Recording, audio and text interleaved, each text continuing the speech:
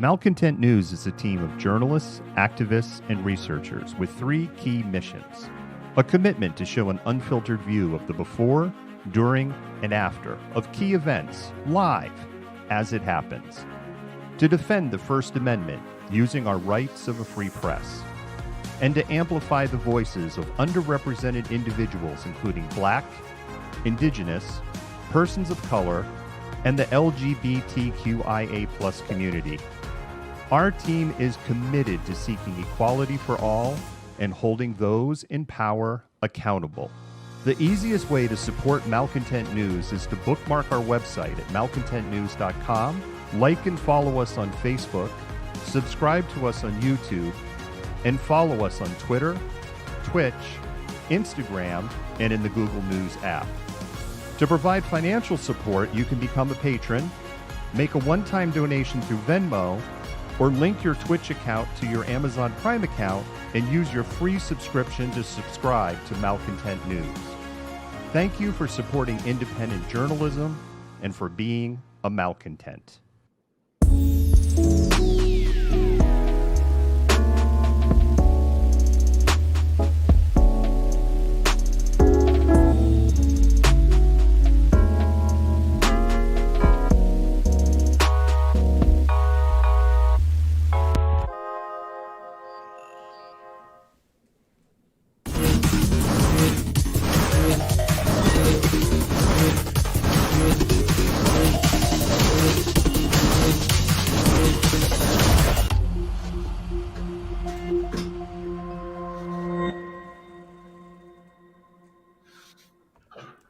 Good evening, malcontents. How are you? My name is David. I am the Malcontent, and welcome to an episode of Malcontentment Happy Hour. Today is Wednesday, March 24th, 2021, and we are so glad that you are joining us tonight. One of the first things I want to let you know before we actually start on today's show, we are going to be moving to a new format of doing 3 shows a week. And we are deciding on when we will be introducing our 3rd show a week. Tonight, we've moved Happy Hour to Wednesday because we will be live streaming tomorrow from Seattle for the 300th day of continuous protest march. And so that is why we are doing Happy Hour tonight. Let me pull in my wonderful co-host, Jennifer Smith. Jennifer, how are you doing this evening? I'm good, David. How are you? I am really good. It has been an amazing start to this week, and it's going to be an amazing night tonight. We have some amazing content. I'm using amazing a lot. Yes, we do. You have used amazing a lot. Should hit a thesaurus, look up some alternate words. I need to work on the thesaurus while thinking on my feet here. Jennifer, I think what we'll go ahead and do is jump into the land acknowledgement, and we'll get started. Okay.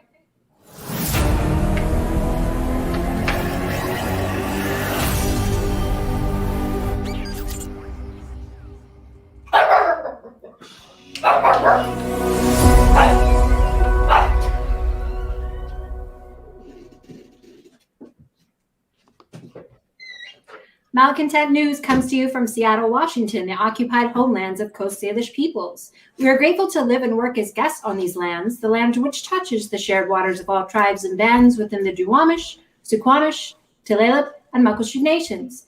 This land acknowledgement is but one small gesture in the ongoing process of working toward repairing and sustaining relations with Coast Salish lands, waters, peoples, and their other than human kin. Thank you so much for that, Jennifer. I really like that you've introduced that to the show.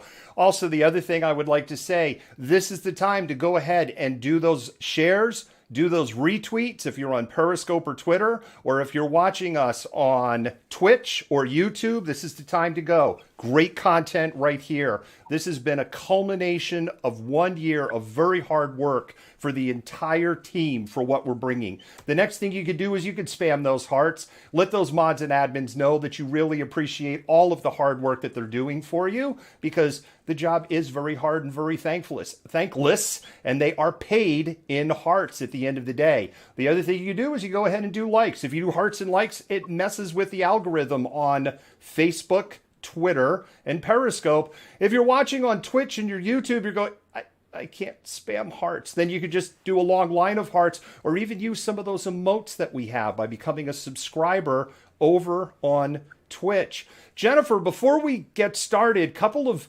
news stories I just want to touch on. King County Sheriff Department settled with Tommy Lee's family today for $5 million, avoiding a civil rights hearing in that particular case. Tommy Lee was shot and killed by King County deputies who claimed he had a knife. Knife turned out to be a pen. And then continuing questions about the quality of the investigation and whether even had a pen emerged. And King 5 in particular has really been doing good coverage on the Tommy Lee story.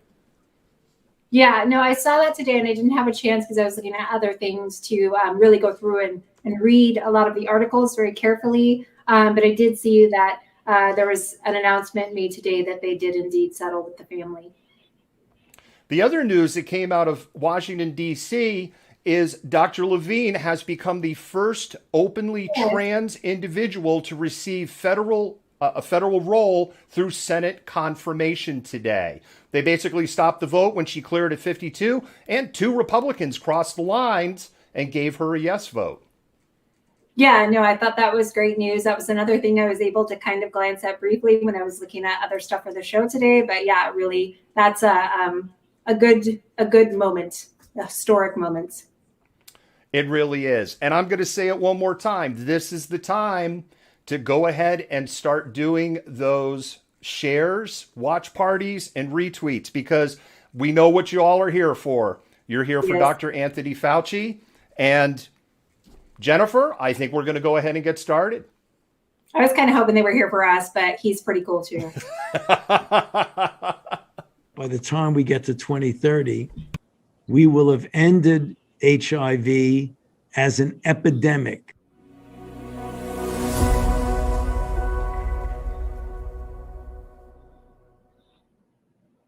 I'm Mike Montgomery, and I am the editor-in-chief and publisher of United Seattle Magazine. It has been quite a year for us. We've had lots of notables on our cover, including Congresswoman Mullah Jalapal, Governor Jay Inslee, and now Dr. Anthony Fauci. We are excited to offer you the exclusive interview with Dr. Anthony Fauci. So originally I talked to Dr. Fauci in 2007 at the AIDS vaccine conference. Well, I got connected with United Seattle Magazine because my good friend George had passed away in June. I was introduced to Mike, who's the publisher of United Seattle Magazine. I had mentioned to him that I actually did an interview with Dr. Fauci back in 2007, and I provided him with the link. But it actually was MK, Michael, who had the connection. So once he heard that I had done the interview with Dr. Fauci, he asked if I'd be interested in doing it again, that he knew someone who could make that connection happen. And of course, with Dr. Fauci being sort of the person of the moment, the person that we rely upon to bring this pandemic to an end, probably one of the most important people in the world at the moment, I felt absolutely thrilled with the idea of speaking with him again. And with all that, here's the interview with Dr. Anthony Fauci. I want to thank you again for doing this interview. I know that you're a very busy person these days. It's a pleasure to be with you. Happy to do it. I think I speak for the vast majority of our readers when I say that we appreciate your candor and reassuring presence during the ongoing COVID-19 pandemic. As you know, we in Seattle have been acutely touched by COVID-19, especially during those early days of the pandemic. I often tell people that you appear to be the same person in a figurative way that I met high atop the Sheraton Hotel and Towers in 2007, as you were in town for the AIDS vaccine conference. I was wondering, how has your life changed in personal and professional ways since becoming a household name? Well, there's the good and the bad about that. It's been a most unusual year, somewhat surrealistic in that the enormity of the problem and the acuteness of the problem, which is really in many respects different than HIV/AIDS, which the importance and impact of HIV/AIDS is stretched over decades. And it was something that started off insidiously. And there were a few of us in the early years of the 80s that got involved. And then as it became clear we were dealing with a global pandemic, it was the gradual appreciation of the globality of the outbreak, a lot of science, a lot of investment, but it was over many, many years.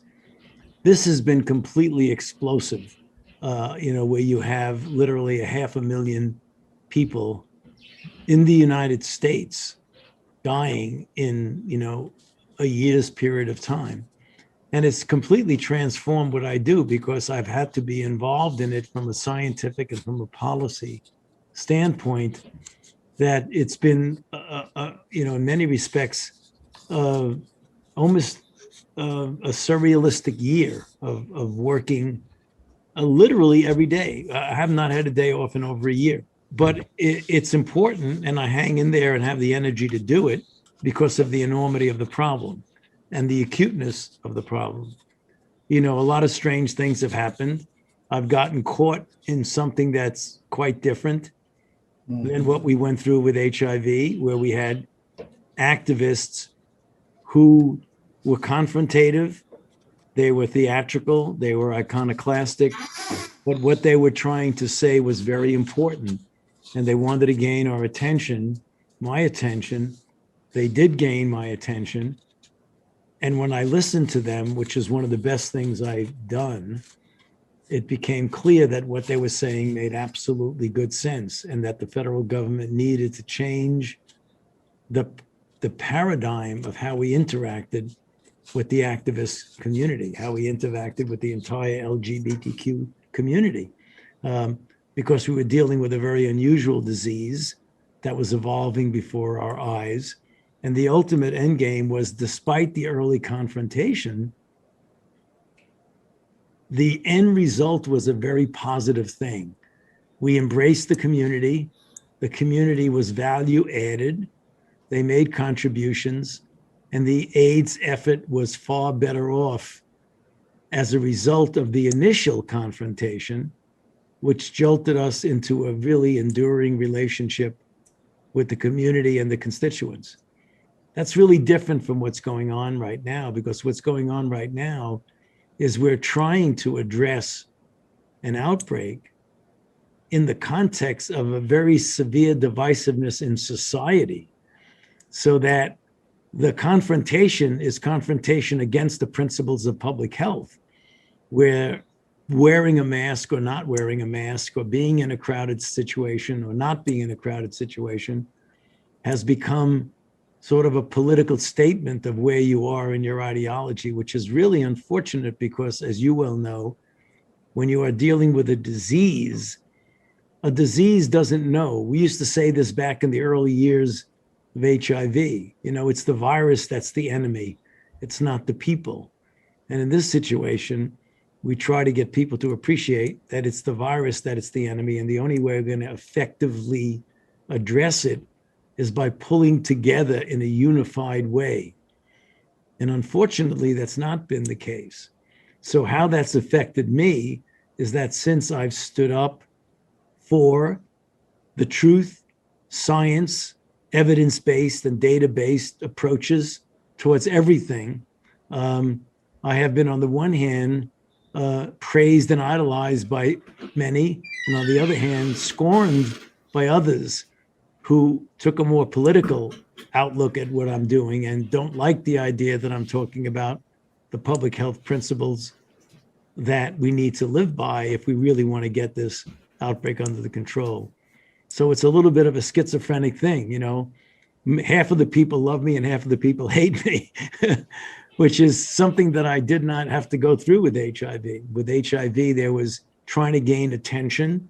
And when once attention was gained, it was a very good cooperation, collaboration, and synergy between the activist group and the scientists and the regulators. I remember Larry Kramer, an early HIV/AIDS activist, said about you originally, before he met you, that you were an idiot, and then later he called you a hero when it comes to efforts to combat HIV/AIDS in the early days of the epidemic. What would you say, though, to that person who's living with HIV/AIDS, who sees this robust response to COVID-19, how quickly these vaccines have been developed, manufactured, and deployed, and wonder why a similar effort wasn't made in those early days of the epidemic. That is a question. That's a good question, but that it is not infrequently subject to understandable misunderstanding. So, and that is that getting a vaccine against HIV is quite problematic, because the fact is that the body does not make a very adequate immune response against the virus.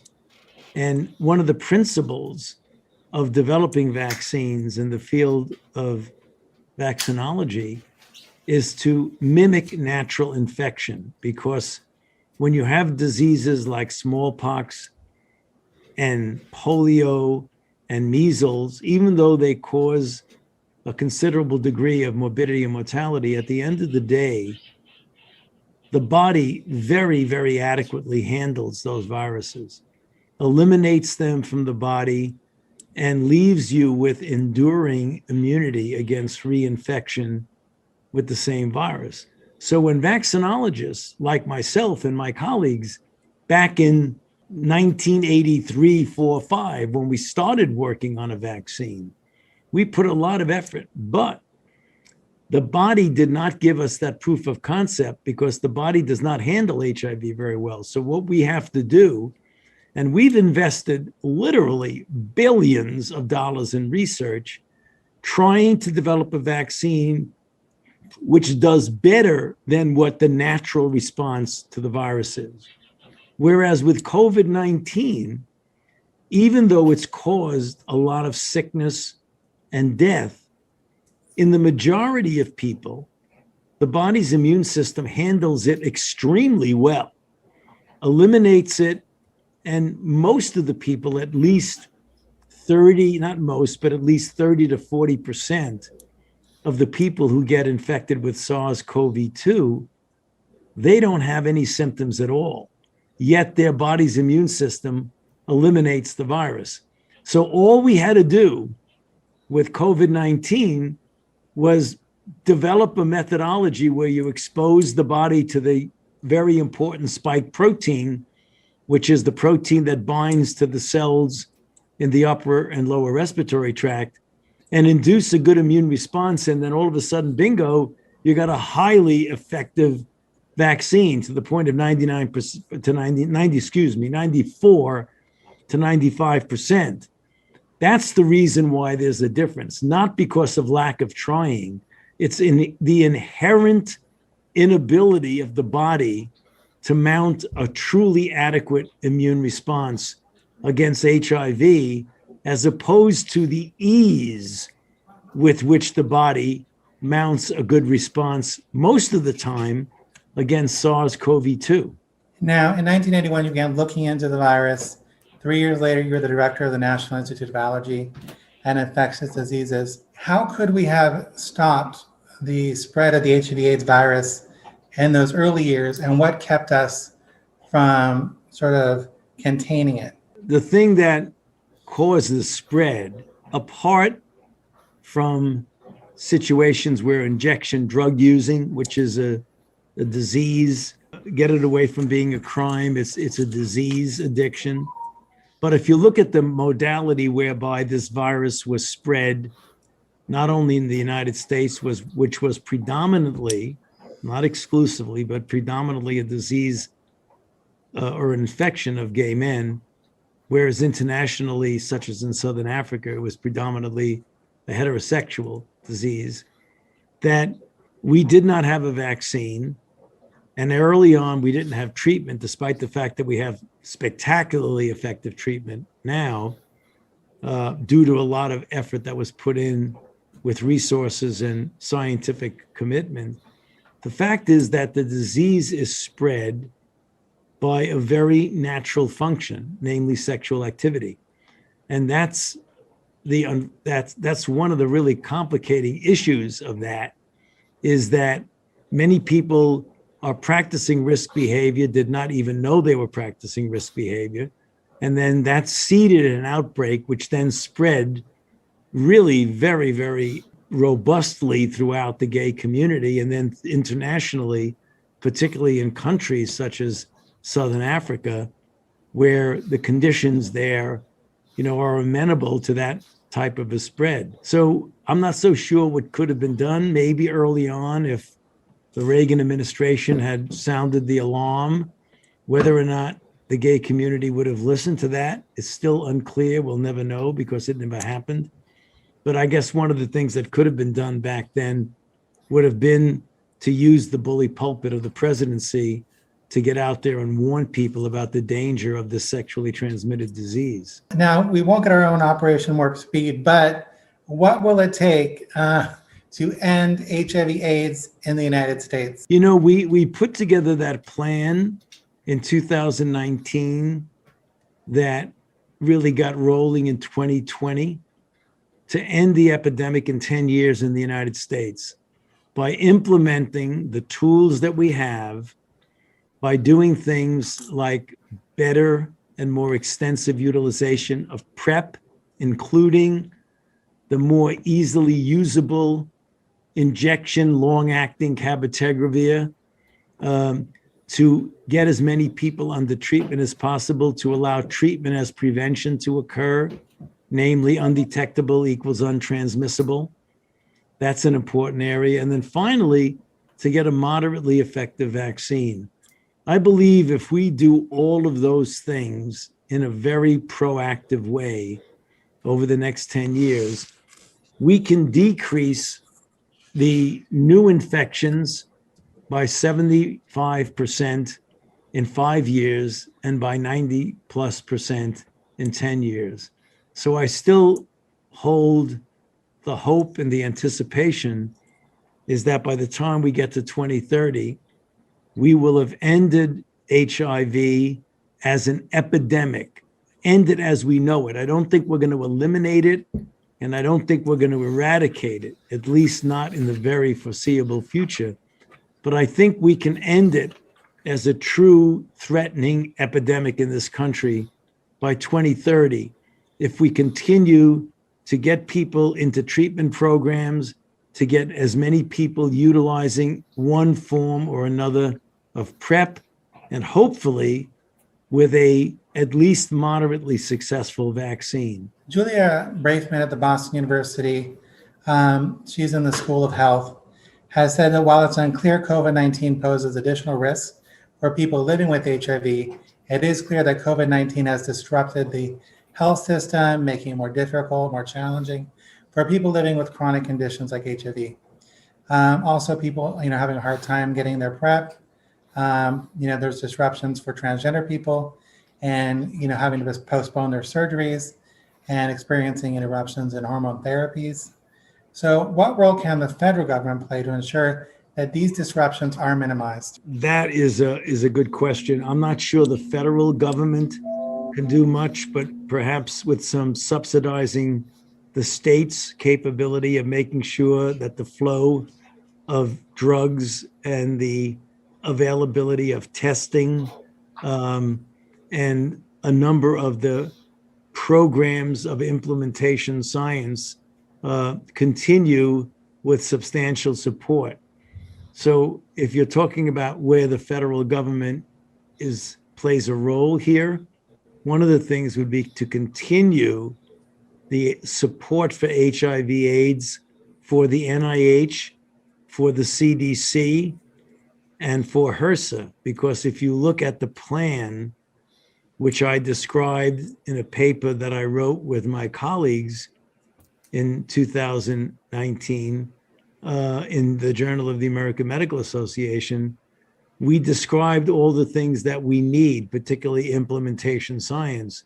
And it involved multiple agencies, not only NIH, but the CDC, the ASPR, the Assistant Secretary for Prevention and Response, HRSA, SAMHSA, a variety of agencies, all of which need to cooperate, collaborate, and synergize in trying to end the epidemic. So that's what I believe the federal government can do, continue support of these agencies that are essentially the implementers of the ending of the HIV/AIDS epidemic. What role can the federal government play to look at issues like Truvada and how maybe these antivirals can reduce the severity of COVID-19? Or is there no relation between taking these antiretroviral drugs and the control of the virus? We've been studying what impact COVID-19 could possibly have on HIV besides the interruption of the services that you appropriately and accurately mentioned several minutes ago, is that if HIV infected individuals have some of the underlying comorbidities which make them prone to have a more serious outcome were they to get infected. And I refer specifically to the premature aging, because the older you are, the more likely it is that you're going to get a severe outcome. And that persons living with HIV have metabolic issues that make it appear, if not in reality, that they are aging a bit more quickly. The chronic renal disease, the fact that HIV infected individuals have more hypertension, heart disease, liver disease, those underlying conditions that when people did analyses of this, they found it wasn't HIV in and of itself, but it was the comorbidities associated with HIV. Now, if you have HIV that's out of control and you're immunosuppressed with a CD4 count of 10 and a viral load of 700,000 to 1 million, obviously you fall under the category of being immune deficient, which is one of the risks of advanced disease. But even a person who's got a CD4 count of 600, 650, 700 is on antiretroviral drug with an undetectable viral load. If that person had been infected for a considerable period of time, particularly if they didn't get onto drugs early on, they could have some of the morbidities that would make it more likely that not that they would get infected, but that they would get a serious outcome. Should the United States and the states in particular who control the distribution of the COVID-19 vaccines make people living with HIV a priority for the vaccine, or should the vaccine be targeted in communities with a higher level of HIV infection? It becomes a slippery slope when you designate people by a particular race, a particular ethnicity, or a particular subcategory. I think HIV infected individuals fall within the category of underlying comorbidities. That is for sure. It's definitely recommended. So as soon as the priority opens up for people from 16 to 64, which is where most of the HIV, people living with HIV fall into, that is a priority for vaccination in level 1C. And some jurisdictions are already at 1C, and many will soon be at 1C. So I think that prioritization is coming soon. As someone who has advised multiple presidents and sort of seen in your own history how the LGBT community felt ignored, what are the public health implications of this overt hostility, the implications of these hostile administrations and these policies towards the LGBT community? It's very natural, Renee. I mean, when you have hostility towards anyone, it is detrimental to everything about that relationship, including the health of the person. We are right now in a different era. It's become very clear that President Biden and Vice President Kamala Harris feel that there should be equity in every respect to all people, regardless of their age, their sex, their sexual orientation. I mean, in any aspect, there should be equity. And he feels very strongly about that. So I think you're going to see the fruits of that in the coming years. For Disease Control and Prevention admitted earlier this month in a report that because of longstanding social inequities and higher prevalence of severe underlying health conditions, sex minority populations might be vulnerable to COVID-19 acquisition and associated severe outcomes. But also admit that because data on sexual orientation are not collected in existing COVID-19 data systems, the effect of COVID-19 on sexual minority populations is unknown. How can we address the concerns of the LGBT community if we don't know the extent of the problem or the areas of concern? We had a discussion like that with the CDC. They gave some reasons why sexual orientation has not been used, and I think it's almost as if people don't want to put it down. That's one of the real problems. But I think that may be an inadequate answer. So hopefully we can get an answer for you. What would be your recommendation to someone whose partner is refusing to get the vaccine?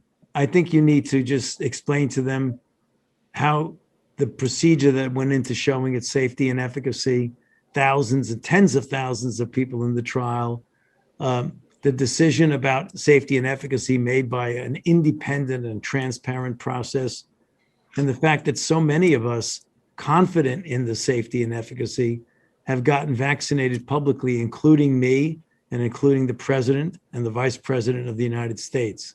So that's a good reason, I think.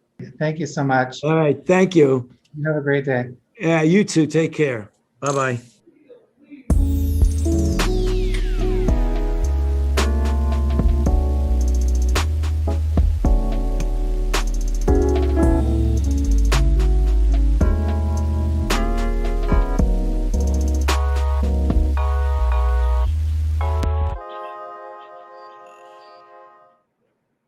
Hi, Malcontents. I'm David, the Malcontent, and I'd like to talk to you for a moment about supporting independent media. When you support us, you help us bring the before, during, and after. You help us defend the First Amendment. You help us amplify BIPOC and LGBTQIA voices, and you help us hold leaderships at a local, state, and federal level accountable. None of this would be possible without support by viewers just like you. When you become a patron for as little as $5 a month, you help buy technology, safety equipment, and help cover travel expenses so that we can continue to bring you news that you trust. If you can't become a patron, you can do a one-time donation on Venmo, and your dollars will go to the exact same causes. With your continued support, we can continue to amplify BIPOC and LGBTQIA voices while showing the truth on what is happening in the world around us. Once again, thank you. And once again, thank you to all of the malcontents who have joined us tonight for this very special interview. And a huge shout out to our field producer, Renee Rackety, who just crushed it tonight. And Jennifer, before I've pulled you in on screen, but before we start chatting, I just want to say, if you enjoyed that interview was possible in part because of our patrons and the people that support us through Venmo. If you like independent journalism, if you want to continue to see us raise the bar for as little as $5 a month, you can help us do just that. And your money is going to very, very good use. It is making things like we just had tonight possible. And Jennifer knows, because I know Jennifer is working on some interviews, we have more stuff in the pipeline. Maybe not Anthony Fauci grade, but we have more stuff in the pipeline in the next coming weeks. Yeah, absolutely. Exciting stuff coming up. Again, not quite as high profile as this, and this was an absolutely wonderful interview. Renee absolutely just killed that interview, killed it. So yeah, very exciting stuff. Interesting things to unpack, and a really great and engaging conversation. You know, one of the things three things that jumped out at me, and then I say maybe if you have your three things. The three things jumped out at me. Number one, ton in the comments of people saying that they had lost family members in the earlier days of AIDS. I really appreciated those comments because I lost a cousin in the very early days of the AIDS, in the late 1980s. And his family was very conservative. I remember my Aunt Irene and her husband, and they were this model of conservative white America. And when I say conservative white America, I think in 2021 that just creates such a negative image in people's house, or in people's minds. What I mean by that is Aunt Irene was basically stay at home and all, just the classic family, right? And they handled it, Jennifer, with such grace, and such understanding for something that was very, very difficult for them to understand. So that's number one. Number two, Dr. Fauci's comment on the opioid epidemic and the epidemic that is tied to that on heroin and other drugs that people switch over to when they can no longer afford to buy the opioids. And his very strong comment that should not be treated as a criminal issue. And then the third thing that jumped out at me, his prediction that if we really buckle down, we can, within all reasonable expectations, essentially beat AIDS within the next 9 years. Yeah. And those are all great things. And one of our things are the same. I too was really struck by that comment that addiction should be considered, a disease and treated as such. But also acknowledging the fact that AIDS in its own right is a pandemic, and it's not just for so long, especially in the United States, it's been associated with predominantly gay men, and it has this very specific stigma attached to it. But it's also, if you look at other countries, especially Africa, it's something that affects predominantly women of childbearing age, so much so the drug manufacturers have actually gone over there and tested on women of this particular demographic. And also, I really liked his conversation about why it's so difficult to create a vaccine for HIV and AIDS versus, what they're encountering with the COVID vaccine. Yeah, it just very interesting, right, in tying all of that together. And he does it in such a way, he is explaining these issues, these concepts that his brain is like the size of a planet, but he explains it in a way that a common person can follow along and understand and go, okay, I get it, if you're willing to listen to what he has to say. Yeah, and let's give a shout out too to Renee for, her very pointed questions, very articulate conversation that she engaged him in, because that was if you're going to aspire to do an in-person interview with someone, you should want it to look just like that. Completely agree. The work that Renee did was amazing, and I would be in error if I would not to point out United Seattle Magazine is available in area stores. I know QFC is one of the stores that is available, and their article that is based in part on that interview that we just aired will be hitting the shelves next week. So be sure to look for United Seattle Magazine if you want to read even more than what we covered here today. And with that, Jennifer, I think we can move on to the next part of our show. Okay.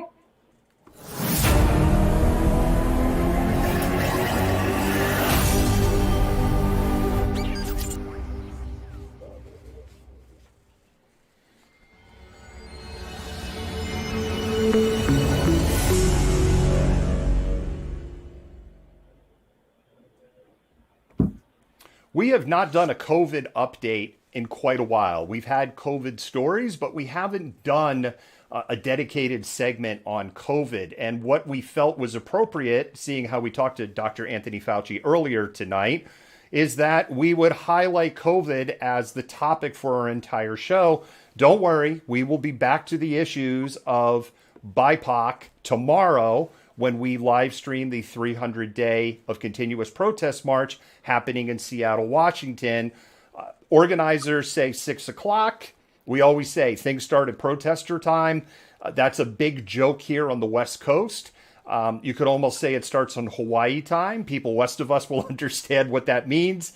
So don't count on us being on the air exactly at 6 o'clock, but if I were to bet, Jennifer, 6:45, 7 o'clock will probably be rolling. Yeah. That sounds about right. So, Jennifer, I know we have a number of stories that are prepared. I believe you have story number one. Why don't we go ahead and get started?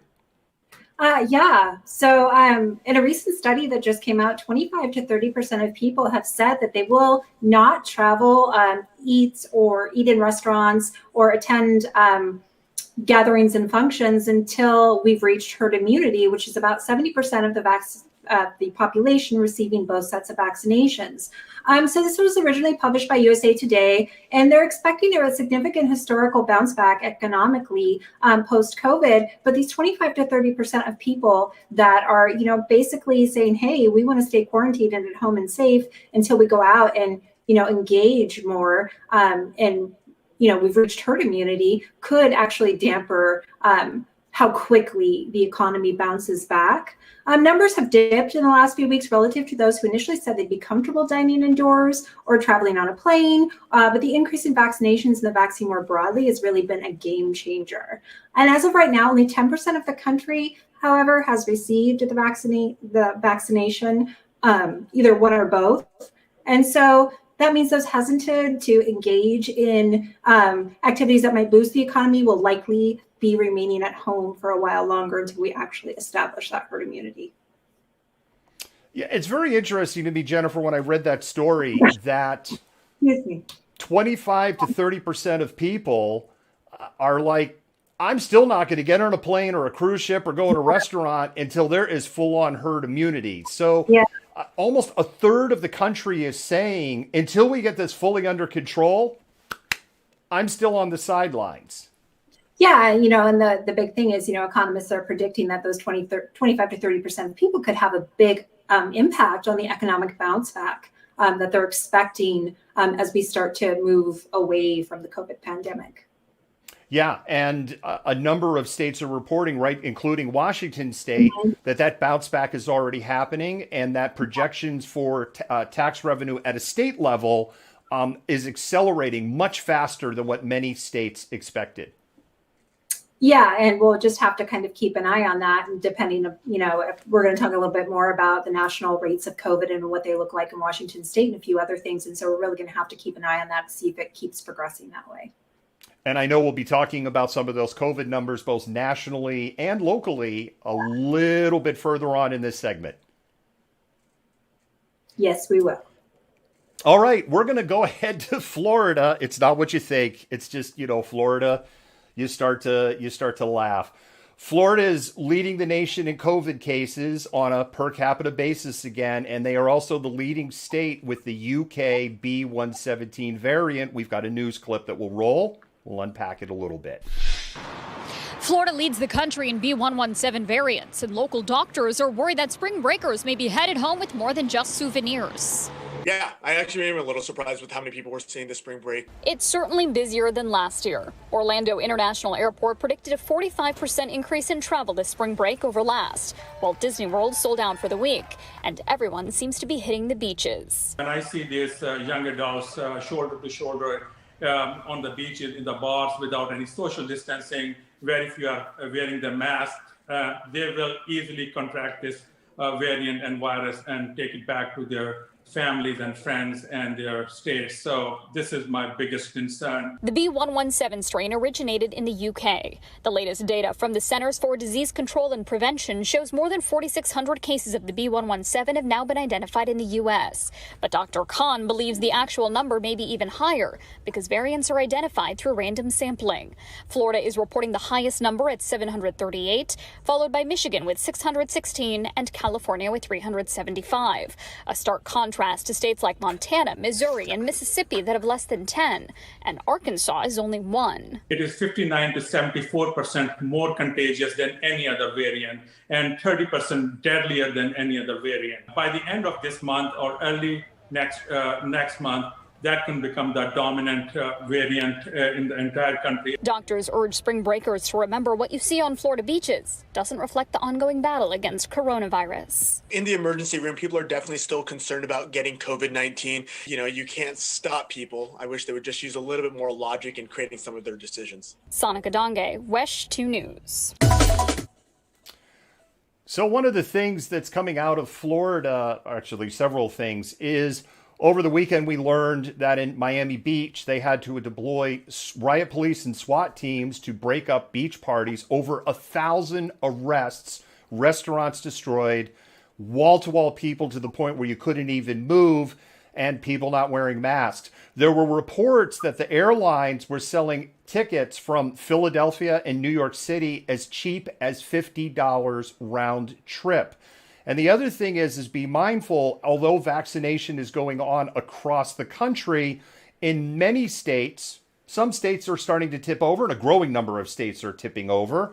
But in many states, people that are of younger age and going to spring break aren't vaccinated. And the other thing is that some of these variants, particularly the UK variant and the South African variant, the vaccinations that aren't Johnson & Johnson and not as effective on these new variants. The Johnson & Johnson one is interesting.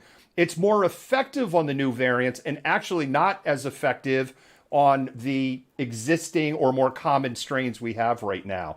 So it's a situation that is worth watching down there in Florida because, Jennifer, it begs the question, what happens is they all go home and they span out, especially in urban areas like New York City, which is opening back up and is densely populated.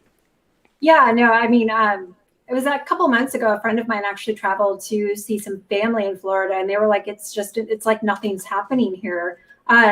Which is particularly interesting because if you look at the video, that's exactly what it looks like. But you're right. The thing is, you're going to have a bunch of people travel for spring break to Florida because that's where everybody wants to be. And then they're going to come back. And a lot of these are, of course, like you mentioned, unvaccinated young people and further spread this virus and, potentially undo some of the gains that we've made recently.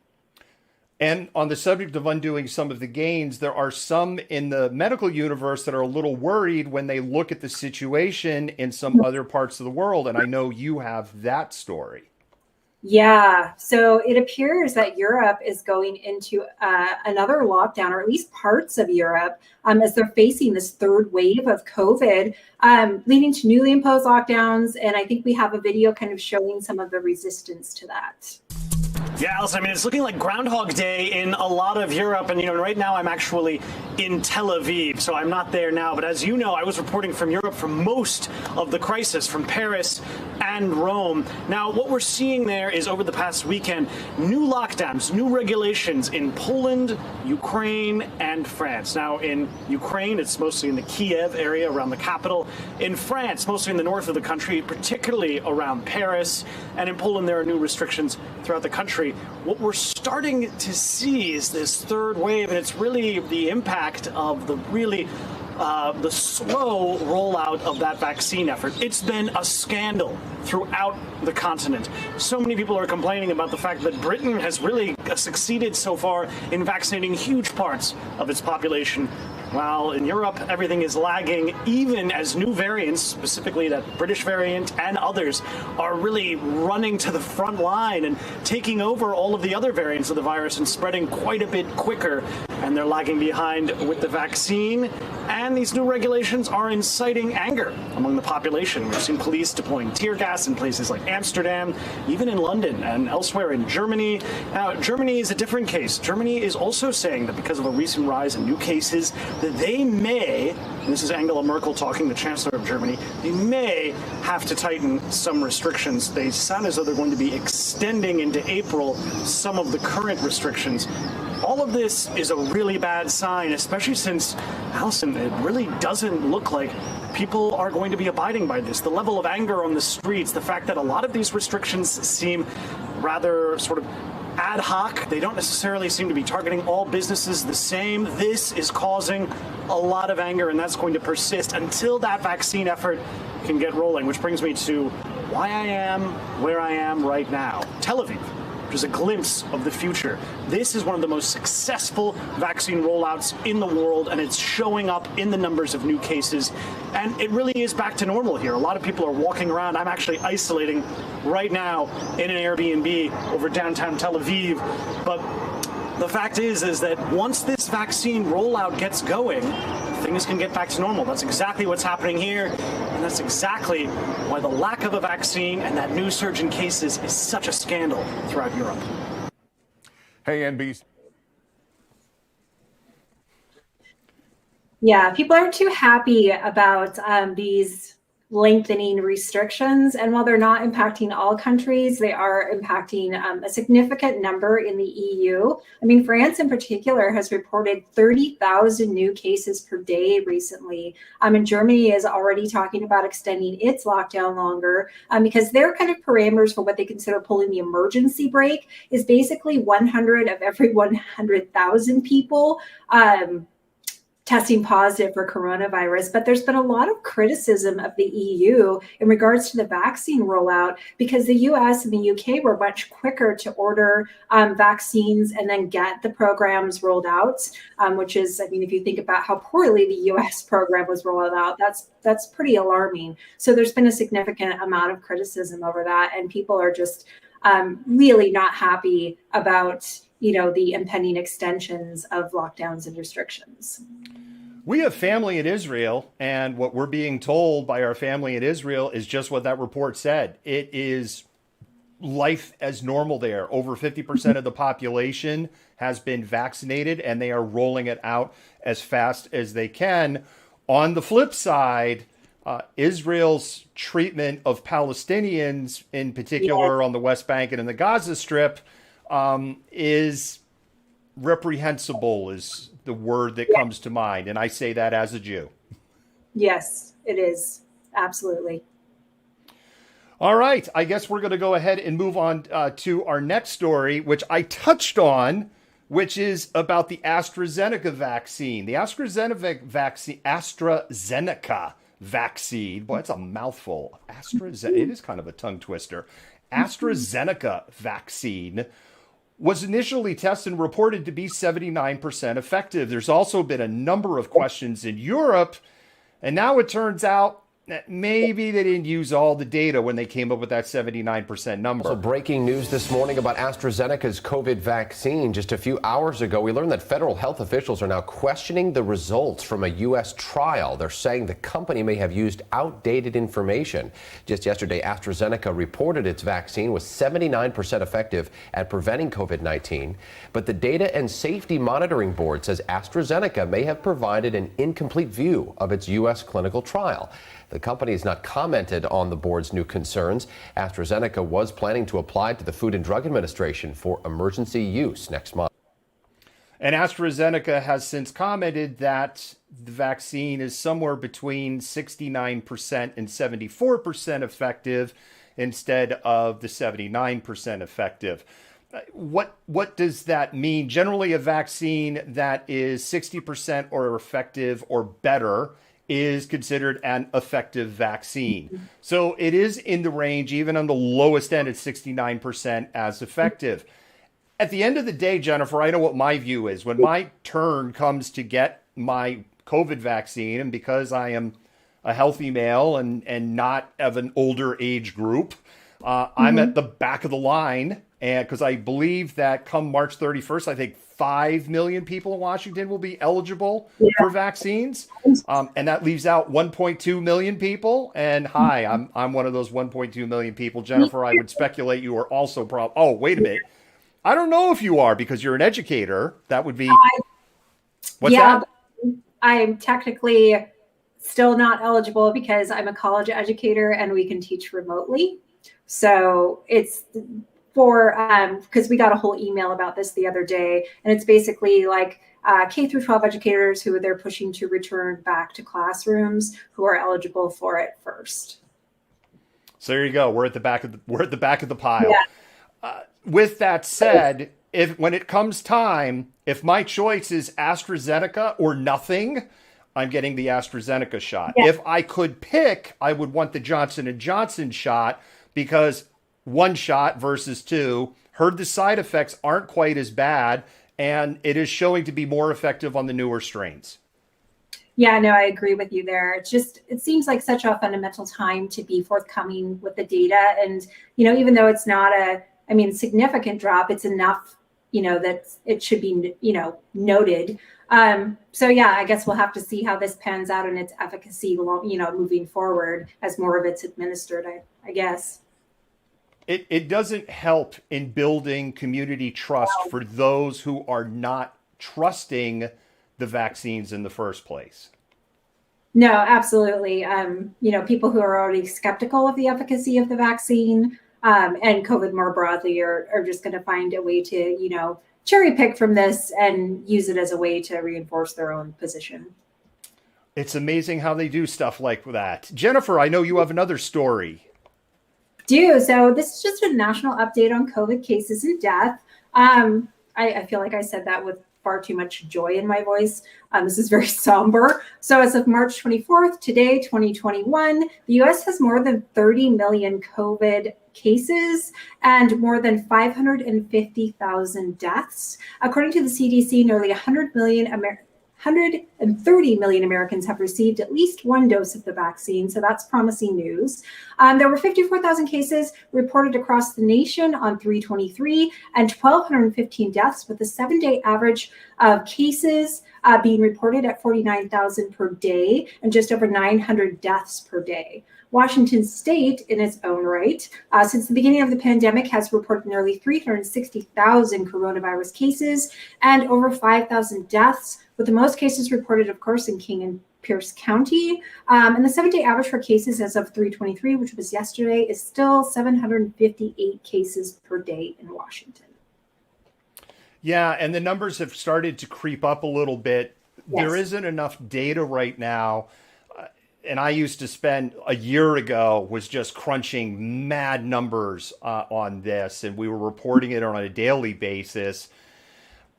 There's not enough data yet to go, okay, we have a 7 or 14-day trend of a line that's moving up, but I do know there is some concern expressed.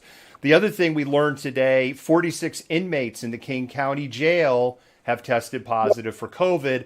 Another thing that I read, which is more on the national front, 84% of ICE detention centers have active COVID cases in them right now. Yeah, that's troubling. And so I think people are starting to get, as we start to get more people vaccinated and we start phasing into new things and things are open, people are starting to, I feel like, think too much that we're on the other side of this pandemic, and we still have a long way to go. So Sarah Hester Ross, who on TikTok does this thing, Florida Man Friday and Florida Woman Wednesday, she is a piano bar musician, and she did a TikTok where she is just giving an update on her general life situation, and the piano bars are reopening in Las Vegas. They're not doing the dueling piano thing because people really aren't supposed to be dancing or singing along.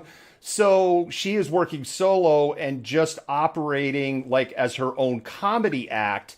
And she reported that over 90% of the people were wearing masks, not dancing, being cooperative, and not bitching about having to take basic measures. And we saw in JAMA, the report that we reported on about 3 weeks ago, that almost 90% of Americans now are saying they're wearing a mask at least at some points. So mask compliance has really, when you get to 90% in something, those last 10%, you're kind of getting into what I call, I'm not going to throw because people will freak out and it'll be taken the wrong way.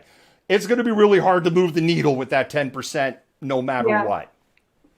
Yeah, no, absolutely. But I still think it's, appropriate for people to be cautious and not get too enthusiastic about the reopening of places and thinking that life has basically, we're on the other side of this and life has returned to normal, because we still have, like I said, we're a long ways away from herd immunity and things fully opening back up. So it's best to still kind of keep taking precautions so that we can move forward and eventually get there.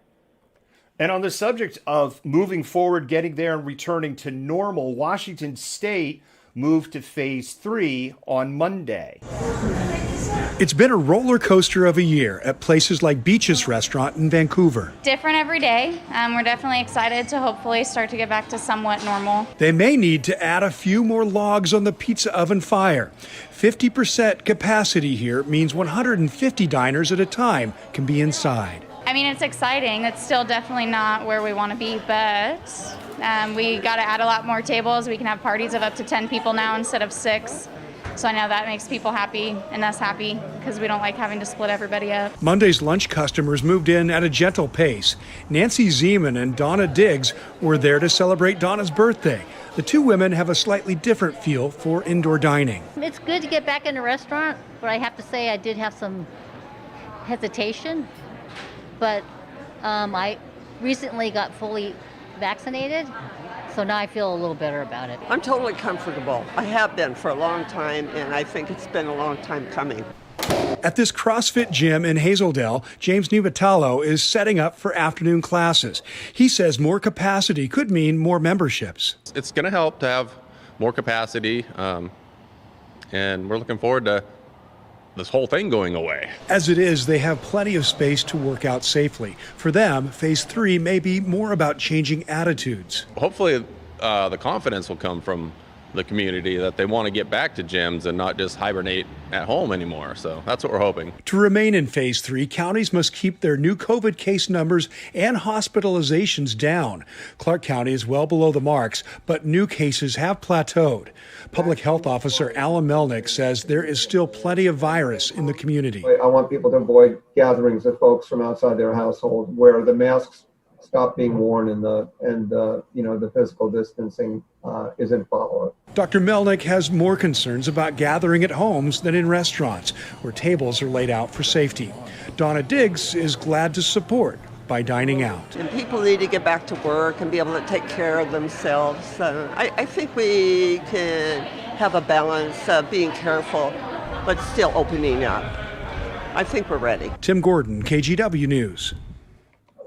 I will say, Dr. Mrs. Malcontent and I have gone and eaten in a restaurant. We've eaten indoors in a restaurant. They took very strong measures. There was hardly anybody in the place, and everything was gapped out. And we didn't go at prime time. So in other words, we didn't go like at noon. We didn't go at 6:30 at night. We kind of went at an oddball time when the place was pretty empty. Waiter wore masks. We kept our masks on, of course, except we were eating and drinking. But Jennifer, I will say, like, we went to seat it. I looked up, make sure there wasn't an inlet or out vent blowing right over our heads. Never used the bathroom. Used the bottle of hand sanitizer that was in there. Dr. Mrs. Malcontent, by default as a doctor, is fully vaccinated, and I'm still waiting. Yeah, no, absolutely. I mean, I think there's, like I said, I live right near University Village, which is, even before we moved to phase 3, was always very, very busy. You know, now it's just insane. So I think there's a lot of people that are super thrilled that we have, more options of things we can do and aren't spending so much time at home. I have not yet taken my kids and gone and eaten in a restaurant. I've done some DoorDash. I'm not going to lie. I probably DoorDash way more than I should. But I'm also really busy, so I'm trying to justify it with that. But yeah, it definitely feels like people are enthusiastic about this moving to phase 3. We've definitely done more delivery than we should. And actually, we've probably been really bad in about the last 8 weeks. It's starting to show in the face. I really need to start hitting the pavement again because I'm bigger than this time last year. That is for sure. All right, Jennifer, I think you have how one town is taking a novel approach to deal with COVID business slowdowns. Yeah, so Redmond, Washington is doing this thing called vaxications, where they're offering to pay people to come and stay in their town and do some, businesses and, kind of like help out small businesses where in Redmond, much like much of the United States, small businesses have really suffered as a result of COVID. Do we have a clip for this, David? I can't remember. No, we don't have a video clip on this one. Okay, then I'm going to go ahead and go on. So according to the Seattle Times, the city of Redmond is implementing this plan they call Geek for Gold. And so if you've been vaccinated and looking for a low-key travel destination, or if you're just kind of tired quarantining in the same space, if you book a hotel, if you're one of 500 people that book a hotel for 2 nights in the city of Redmond, they will give you 100 virtual kind of like e-gift certificates to use at various places in the city of Redmond. If you can't do 2 nights and you can only do 1, you still get $25 in these e-gift certificates to use in businesses within the city. And this kind of follows on the heels of other states like Colorado, who had some success doing similar programs without the kind of hotels. And even Edmonds had Edmonds for like Edmonds Cash, or let me look up the name. Oh yeah, Edmonds Cash. And other cities in Western Washington are actually doing or thinking about implementing similar programs. The difference with Edmonds Cash, it was kind of done at the same time as the one in Colorado that went viral. But they're really like, wow, that's a great idea to kind of attach it to the hotel, because then you're getting people to come stay. You're giving them these virtual certificates, and they are putting $100 back into the economy. I would like actually to give a shout out to Edmonds. Dr. and Mrs. Malcontent and I went there like end of November or early December. It was a sunny day. It was on a colder day, but not intolerable. Yeah. And they had the tents and the way that they were all open, and they had closed down all of the streets, and all of the restaurants had like full outdoor seating. And we felt really, and again, Dr. and Mrs. Malcontent's a doctor who deals with COVID patients, said she was like, this is actually pretty good because of the way that they had set up everything. Edmonds, of what I understand, is not planning to reopen those downtown core streets. They are planning to just keep that open air because it has been such a success for them as a community. Yeah, so if you're looking for something to do and it hasn't already filled up yet, book a couple nights in Redmond, get $100 to spend, go have some fun if you're vaccinated, or if you just want out of your apartment or away from your children. I'm not saying I love my children. And I'm going to put a shameless plug for a restaurant. However, I don't know if that restaurant is in that $100 virtual bucks. But even if you're just in your hotel room, like, fine, I'm going to do my hotel room and I'm just going to use this money for takeout.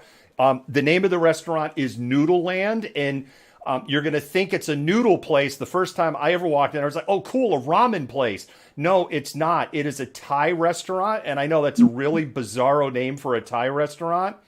My mouth is literally watering just talking about this place. It is so authentic. The portions are huge, and it's just amazeballs. So big plug for Noodle Land over by Redmond. They're not in Redmond Town Center. They're right on the edge. Awesome. Thai food is the best. It's like one of the things I order a lot because it's easy to make vegan. Yes. And they would be accommodating there if you ever get to the east side. Okay. Good to know. But they won't deliver to you in Seattle. We're going to do a little pause for the cause, and then we've got 2 more stories.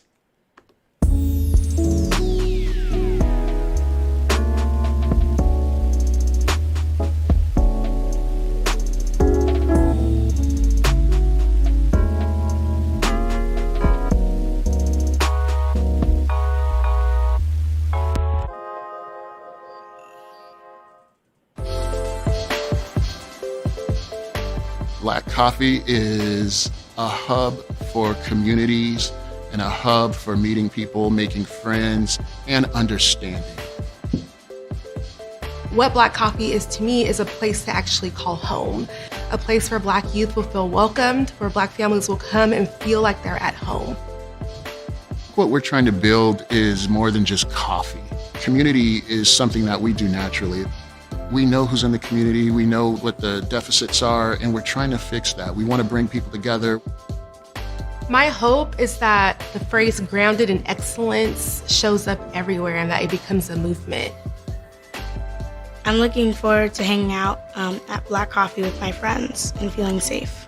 Black Coffee to me means opportunity for people like me and my other friends and family to come here and do homework safely and hang out and stuff like that. That is happening. It is happening. Black Coffee is located in Shoreline, Washington on Highway 99 between 170th and 180th. They're on the west side of the highway. I always tell people because their hours are a little variable, so make sure you check your Facebook page or their website before you go up to Shoreline. Amazing coffee, amazing merch, great COVID protocols. And oh my God, the potato scones. Imagine if a warm, fluffy scone and a baked potato with cheese and onions and chives had a baby, and that's what it is. They are so good. And Jennifer, you can probably tell, I haven't had dinner yet tonight. Yeah, I know. And it always makes me a little bit jealous because I can't eat those scones. And you talk about how wonderful they are like every show. I know we're getting ready to wrap up. We have 2 more stories left, but I just hit the spam those hearts button. Go ahead and spam those hearts one more time. Let those mods and admins know that you appreciate the work that you do. Let Renee know that you appreciate the work that she does for us. Let our research team know that you appreciate the work that they do. And our social media manager, who is crushing it on telling us on what to do and when to do it and on the channels we're on. We love you, Sarah. We wouldn't be on TikTok if it wasn't for you, and we're kicking butt over there. Thank you very much.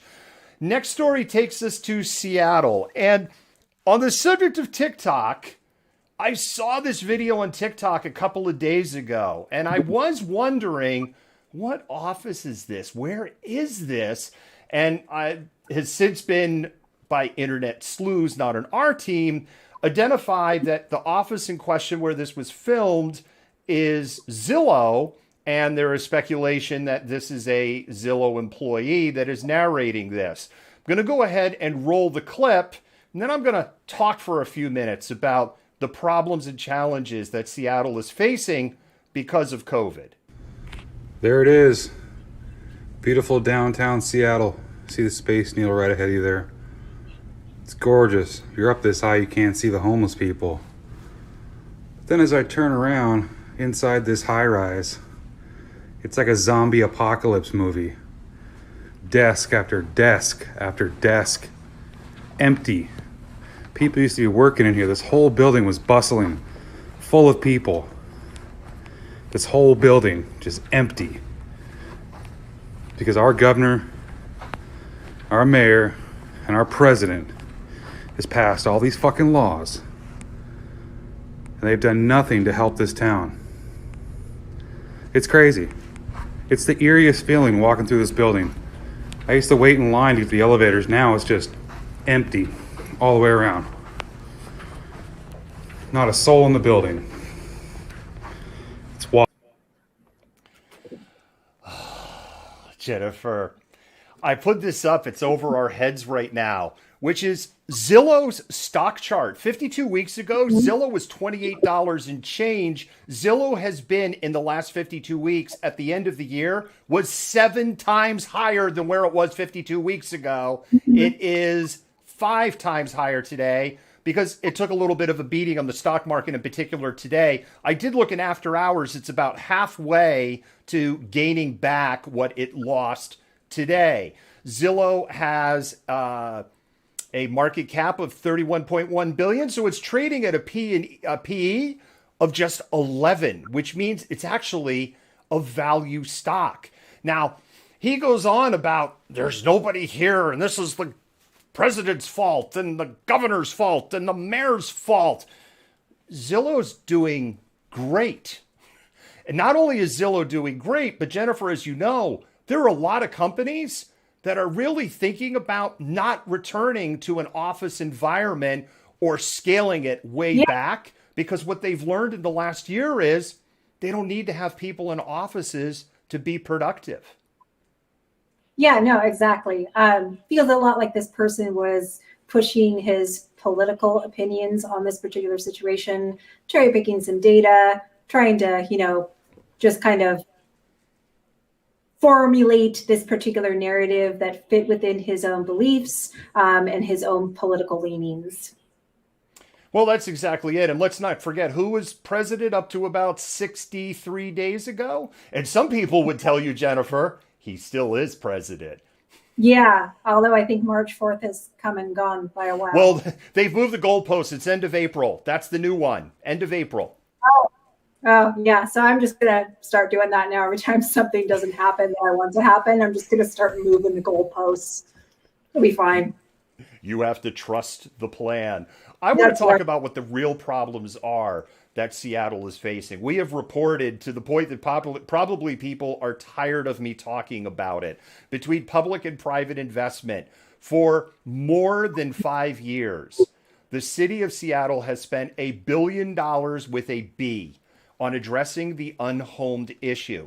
There are approximately 12,000 people that are unhomed from the last homeless census that they did in Seattle. That comes out to about $83,000 per unhomed person. We have run the math, and I'm going to spare my soapbox again on how at $83,000 a person, there should not be a single unhomed person in Seattle. So the first thing that you have is this tremendous amount of waste that is going on. And you have government waste and you have waste within the nonprofit community. Now, I know some people are going to start roasting me in the comments. I work for a nonprofit. I'm not saying all nonprofits are bad. But if you work in the nonprofit community, you know some nonprofits are really bad. And what Seattle provides, and we had this feedback from the police, from CHUDs, from people in mutual aid, and from far left homeless advocates. They all said the same thing.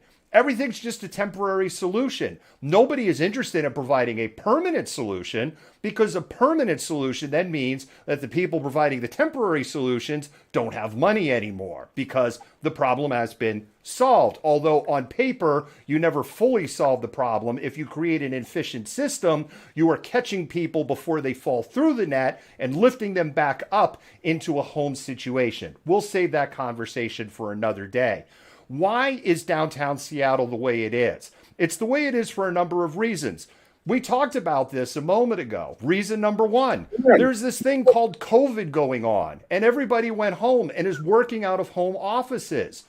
President Biden didn't make any declaration, Jennifer, that people have to work from home. He hasn't made any declaration as such. He has no power to at a federal level. Really, the only thing that he's done from an executive action standpoint was use the Defense Production Act to get COVID vaccine production out of the ditch as it was in, mandate that people need to wear masks if they're on public transportation or in federal government buildings or federal property, because he has oversight in those areas, and requested that everybody mask up for 100 days, of which, as we've already covered, almost 90% of America is at least complying with. That's it. Yeah. Jay Inslee has opened things back up. Zillow could put people in that office tomorrow. They could have 400 people on that floor tomorrow under phase 3 rules. Yeah, they could. And apparently this particular person just, again, is cherry picking data to fit their own particular agenda or mindset, and not really thinking critically about, the logistics of this, or the things that could be done, or the things that have transpired over the past 63 days, or even the things that transpired in the, year before that we were, almost a year before that, we were in the midst of the COVID pandemic and what that did. So again, this person just, isn't really going to change their perspective, because any kind of reformulation of the narrative that takes into consideration the things you just talked about doesn't fit within their own particular agenda. That's 100% correct. And the other thing, Jennifer, is that the city of Seattle, there is blame on the city of Seattle's feet, but not for the reason that he's saying. City of Seattle engineered large areas of downtown, and they permitted and allowed companies like Amazon to make South Lake Union an empty core. Fills up with office workers during the day, almost no housing in those areas at night, so that nobody is down there. Then they made parking extremely difficult, so that people that didn't live in the city didn't want to drive down there. And absent, say, a train that could take people from the east side to the downtown that ran at a regular interval, like, say, on the East Coast subway systems for 20 or 21 hours a day, you're still not going to get people to sign up and go for nightlife. So when all of those office workers left, all of the businesses that depended on those office workers lost their clientele. And that's why businesses left downtown. The unhomed moved into downtown after the businesses left. And ironically, Jennifer, as you know, after they did sweeps in places like Cal Anderson Park, in Miller Field, and Denny Park, because where else are they going to go? Because we don't solve the unhomed problem here. We just play whack-a-mole and move them to different areas. And it plays into the narrative for certain people in the city of Seattle to enable the unhomed to sit in downtown. Yeah. No, and I mean, I think of this too. This isn't an isolated historical incident. If you look back to the 40s, 50s, and 60s in the Georgetown area, which used to be very suburban, like, had a lot of houses and businesses. Once Boeing moved in, it basically just kind of took over and industrialized the area. And now we have kind of like, there's a revival of Georgetown, I guess, in a way. And it's more like a place, I don't know, middle-aged white women go to the bars there when they want to feel like they're on the wrong side of the tracks. I don't know. But it's, very much a very different version of itself than it was 50, 60 years ago. Exactly. And what corporate America has figured out is that to a degree, they can exploit, and I say exploit with a grain of salt, but they can exploit white-collar workers because they don't have to provide them an office. And they're not paying for those workers to have high-speed internet into their house. Yeah. They don't have to pay for heating. They don't have to pay for water. They don't have to pay for a cleaning crew. They don't have to pay property insurance. They don't have to do any of that. They don't even have to pay for a laptop. They can just go to a bring your own device model, provide you the option to get a company laptop if that's what you want to do. And some workers in that space are okay with it, because they just want the home office deduction. Yeah. So it's definitely not something that's not beneficial for these big corporations when they get to do things like this and, save money and pinch pennies in these particular areas where they would have been otherwise shelling out significant amounts of money to keep high-speed internet, heating, cooling, all of these things that are necessary to run an office and keep it functioning, especially with that many people. Yes. And it's not going to come back. And that's the challenge that Seattle is going to have to figure out. Yeah. Because I was talking to someone else today, and what I said is, even if Amazon next week were to say, well, it won't be next week. Let's say we get to phase 4, because phase 4 is basically life is back to normal. And Amazon says, okay, phase 4, all you morons, your asses are coming back into the office in 3 weeks. You got 3 weeks notice. It's not happening. Because there's going to be people that are going to go, not only are they going to go, no way am I coming back in because I've worked at home for more than a year. And you know what? I don't want the commute. I don't want the parking. I don't want to have to sit in an open office with all of the distractions that are going on around me. And if you're not going to accommodate that, there's a company out there that supports remote work that is going to accommodate me for it. The office is dead in this country. The large office is dead, and people need to figure that out. Who the hell wants to go back? I don't know about any of you, and I don't want to have to go back to wearing like makeup and, nice clothes 5 days a week when I have to go into my office. I'd much rather like put on a nice top and wear my sweats and Uggs for a Zoom meeting because they can only see it from the top up, rather than like have to spend all that time getting ready to go into an office and deal with the commute, the paying for parking, the finding lunch, having to deal with other people, which isn't always my favorite thing. So there's lots of benefits for people to continue to stay home and work, both for them and for the corporations. I will freely confess, I have done Zoom meetings with the shirt and the coat on top, and I am literally standing in my underwear or sitting in my underwear. And I'm just making really sure before I get on the air that my secret is not going to be given away by the framing that I have. I assure you right now, everyone, I am wearing pants and underwear. Good to know. Good to know, David. All right, Jennifer, you have one last story, COVID related, and this one is bizarro. And we have some humor attached to it. It happens in West Texas on Monday, and this man basically runs down and tries to run off the road this National Guard convoy carrying COVID vaccines in West Texas. So he was identified as 66-year-old Larry Lee Harris of Arizona. And so what he did is he tried to run them off the road 3 times. And when he couldn't get that done, he basically just turned his truck in front of the convoy and had them stop, pulled his 45 out of his pocket, told them he was a detective, pulled 11 guardsmen out of the van so he could search them. And then authorities finally come and they arrest him without incident. And they basically, they're like, seems very mentally disturbed, but he was convinced he was stopping the kidnapping of a woman and child. Again, this is a 66-year-old Arizona man, Larry Lee Harris, who basically tried to run a National Guard convoy carrying COVID vaccines off the road because he thought he was a detective interrupting a kidnapping. We have a clip. Yeah. It is 6:15 and time for your morning rush. Stories we are tracking for you. Likely you'll see on your media feeds today. Starting with this here, a bizarre incident. This is out of West Texas involving the COVID-19 vaccine. So this is a bizarre incident here. A man was arrested for trying to run, this man, 3 National Guard vans off the road, then holding the guardsmen at gunpoint. So they were transporting COVID-19 vaccines. Police say the suspect, Larry Harris, followed the convoy from a gas station after he believed that there were kidnapped people inside that convoy. Jennifer, I think I've seen him before. I know, and I didn't really pay that much attention to it until you said something before the show, and then you put it up there, and I was like, oh, damn, he does. It can't be unseen, but I'm pretty sure we've seen this guy before. Saddam. Yeah. Did you miss me, Buttercup? Yes. No, it can't be. You're dead. I killed you. Yeah, you killed me. So, where was I gonna go? Detroit? Cannot be unseen. I mean, No. It's like the U.S. military. Look, you want a Q conspiracy? Forget there was a convoy of, Save the Children, vaccine, National Guard, blah, blah, blah. Saddam Hussein has been alive and well in Arizona, apparently, and his death was faked by the United States of America. You heard it here first on Malcontent News.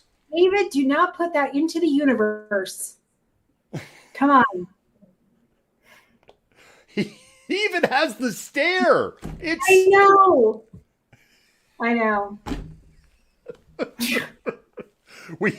We have to end it on a light note. It wasn't a heavy show, but I saw in the comments that people were asking, like, how did he know? They had stopped at a gas station prior. He had saw them at a gas station, and I would presume it's a convoy. They needed gas, or they needed a pee break, or they needed to drink some blood to get strength for their Q conspiracy. Yes. That's what I do at gas stations. Drink blood. You just have to give them the secret code. Yes. George Soros taught us it, but we can't share it with you. I've already said too much. There's a handshake too, so. But yes, and the little pin you have to wear. Yes. Jennifer, amazing show tonight. Yes, it was. One more time, everybody. Spam those hearts. Spam those hearts for Renee and the incredible work that she did on that interview. It was absolutely fantastic. Yes, Rashi will be slicing and dicing this show up for us.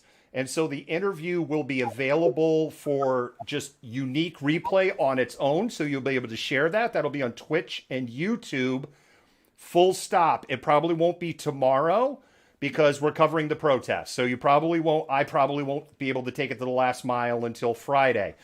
We are going to be live tomorrow. So somewhere between 6 and 7 o'clock for the 300 days of protest in Seattle. We will be covering that live. The other thing is, don't forget, Unite Seattle Magazine, their interview with Dr. Fauci will be available in shelves, including at QFC. Can't believe I'm plugging a Kroger company. Ugh. But it's in proxy of plugging a great partner of us that work with us to share this content. Mike Montgomery, thank you so much for your allyship in this. The other thing is we will be cutting parts of this interview up and we'll be sharing it on our TikTok channel because we have joint exclusive coverage with Mike Montgomery and Unite Seattle. And Dr. Fauci said some really amazing things that I actually haven't heard, Jennifer, in other interviews. Yeah, me either. It was a fantastic interview, and kudos again to Renee. It was a wonderfully done interview. Jennifer, thank you so much. I Yes. will try to avoid pepper balls and pepper spray and whatever else may fly tomorrow. Although I will say, the last few months I've been kind of like had this lucky charm over my head. I know I should say it out loud.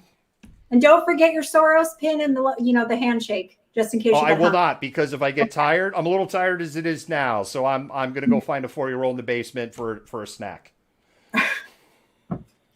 Good. How do people believe this stuff? I don't understand. No idea. Oh my goodness. Hallelujah! Holy shit! Where's the Tylenol?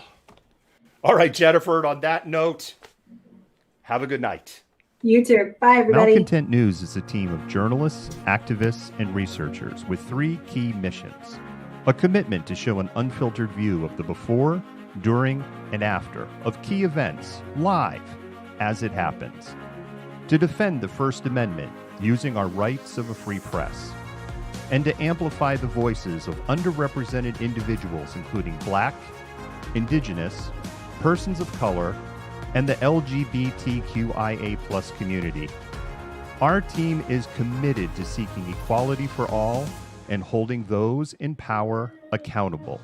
The easiest way to support Malcontent News is to bookmark our website at malcontentnews.com, like and follow us on Facebook, subscribe to us on YouTube, and follow us on Twitter, Twitch, Instagram, and in the Google News app.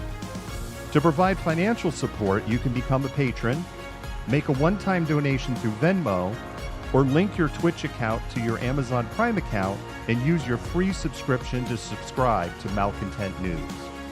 Thank you for supporting independent journalism and for being a malcontent.